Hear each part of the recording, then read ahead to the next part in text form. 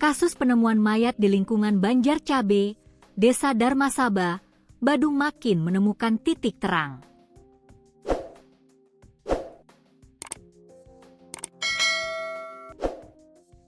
Dalam pers rilis yang digelar Rabu 20 Mei 2026, Kapolres Badung AKBP Joseph Edward Purba, SH, SIK, MH mengungkap bahwa kasus ini merupakan kasus pembunuhan berencana.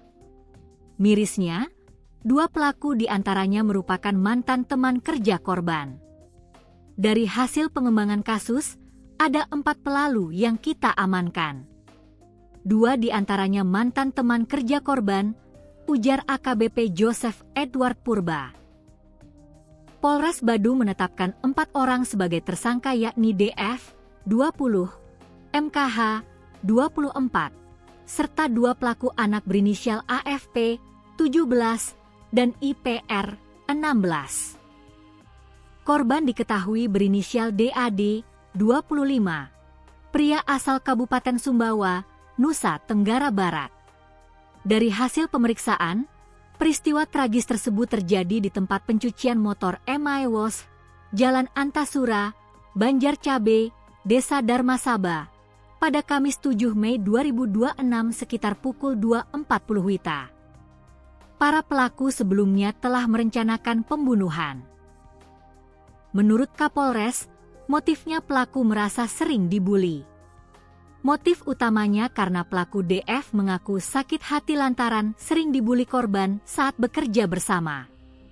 Selain itu, para pelaku juga berniat menguasai barang-barang berharga milik korban, terangnya. Peristiwa ini berawal dari korban menghubungi salah satu pelaku, DF, untuk mengambil atau mencuri mesin kompresor pada malam kejadian di tempat cuci motor itu. Namun, pesan tersebut justru dimanfaatkan pelaku untuk menyusun rencana perampokan disertai pembunuhan. Sekitar pukul 23 WITA, DF asal Lombok Timur itu mendatangi tempat kos rekan-rekannya yakni MKA asal Jember, Jawa Timur di wilayah Kuta. Saat itu dia mengajak mereka mengeksekusi korban. Mereka sepakat merampas uang, sepeda motor, dan telepon genggam korban, jelasnya. 2 pelaku lain, yakni 2 pelaku di bawah umur kebetulan juga ikut karena satu kos dengan MKA, teman korban. Selanjutnya keempat pelaku pergi ke lokasi MI Wash. Sekitar pukul 1.15 WITA, korban datang hendak mengambil kompresor. Saat posisi menunduk, salah satu pelaku langsung memukul kepala korban menggunakan botol kosong. Korban pun tersungkur dan kemudian dikeroyok secara brutal menggunakan tangan kosong, tendangan hingga kursi besi. Tak berhenti di sana, pelaku utama DF kemudian menusuk punggung korban menggunakan pisau hingga bersimbah darah. Setelah sempat membersihkan bercak darah di lokasi, pelaku kembali menggorok leher korban untuk memastikan korban meninggal dunia.